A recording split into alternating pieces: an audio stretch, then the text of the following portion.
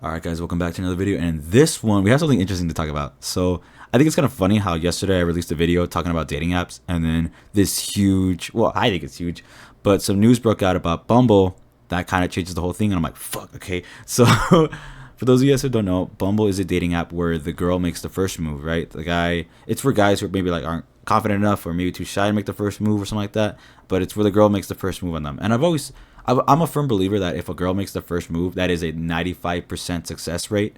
I'm pretty sure, because if a girl makes the first move on me, I'm like, let's go, let's go. But for guys, I always feel like when a guy makes the first move, it's maybe have like a 30% success rate. You know, it's really hard. I think so. Um, but so why am I talking about Bumble? Bumble has changed up the whole thing about girls making the first move. They took that out and they added a new feature called opening moves. So I'm gonna just read you this little paragraph right here. It says, Bumble is rolling out a new feature called opening moves that will let female users set a prompt to which male suitors can respond to initiate conversation. The feature reverses a long-standing requirement by the app that women send the first message to their matches, which Bumble said gave women more power over their dating lives. So this is interesting. Going over the first sentence, it says they're rolling out a new feature called opening moves that will let you. Yeah. I think when I read that and reading a little bit more information about it, opening moves is just kind of like updates to the, I guess, the profile you make. And so there's gonna be like little prompts, kind of like Hinge.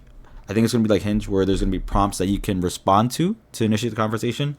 I think the way Hinge works is you could probably like you set up like a whole profile, and I think there's like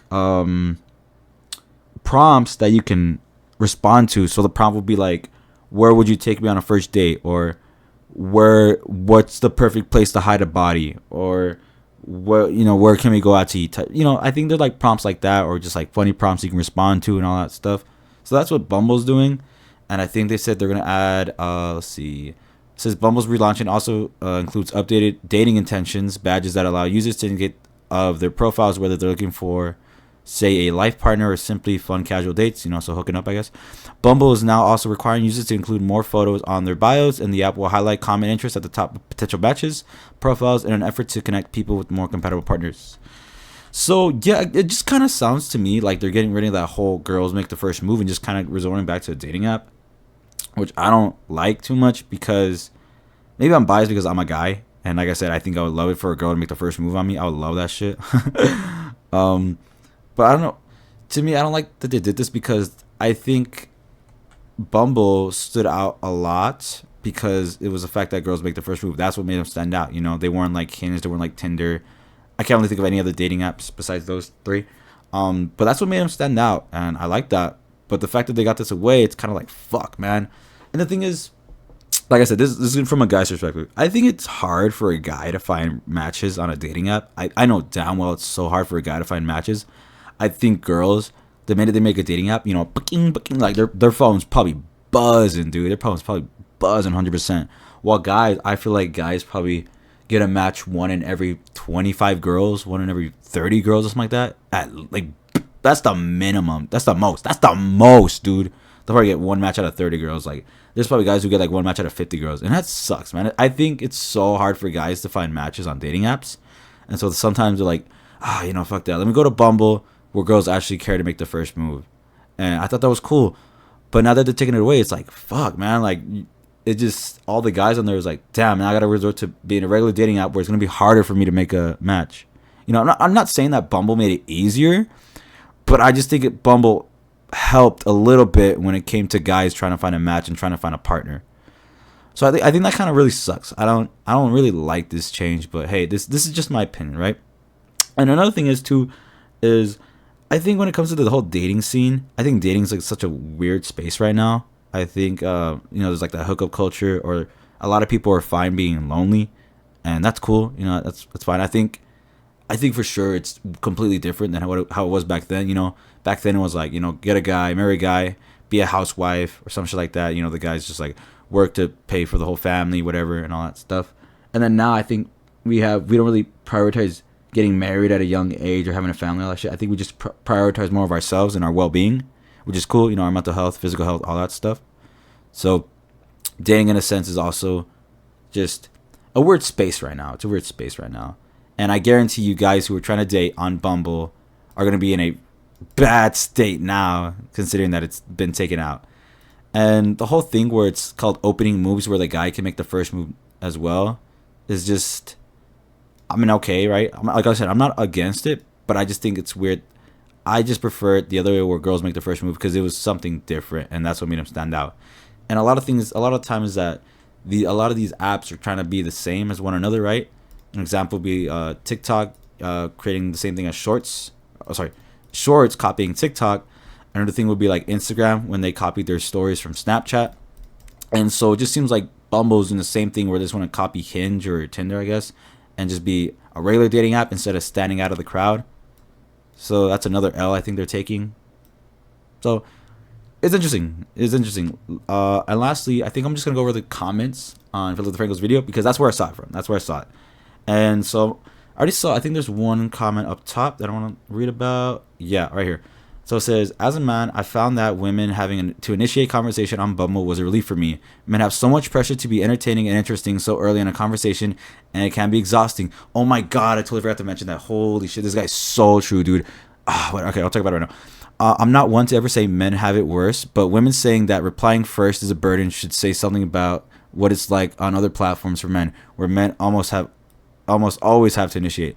Yeah, so that was another thing too why they took it out. So they took it away because the data they got was from women saying that it's a burden, and they feel burnt out on that stuff. And I'm not trying to downplay a women's perspective on this, but I think, guys are, for sure, I don't think they understand that guys are always the ones who kind of have to initiate, right? So it's nice to have a little bit pressure off our backs where the girls can do it too. And like I said, I think girls have a higher success rate for sure than guys making the first move. I know that without a doubt. So that, that kind of sucks. And I totally forgot to mention this too, right?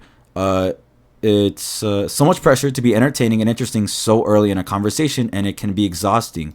Yeah, that's the thing, man. Like, if you text a girl, right, you hit her up, whatever, or let's say she hits you up, and then you try to be funny. I've always said this. I feel like if you're gonna DM a girl, that text has to be perfect. That text has to be absolutely perfect for it to go somewhere. Because I feel like most of the time, like, if that first text is ass, it's over. Like, it's over. That's how I see it. And I think a lot of guys, I probably agree with me as well. Like, if you don't nail that first text, if you don't make her laugh, if you don't make her smile, you don't make her giggle, you don't interest her, it's like, fuck, man. Like, what else can I do? Like, that, it's hard, dude. It's rough, right? And then let's look through some of the comments as well.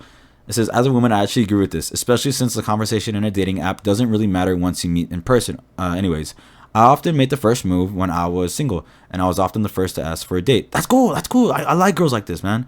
I was tired of the silly back and forth in-app and just wanted to meet people. I even asked my now husband out for a coffee date and asked for his number. It just speeds up the process. I can really benefit women to cut the ball and just reach out and ask. Yeah, like I said, man, if the girl makes the first move, it's gonna be way faster, trust me.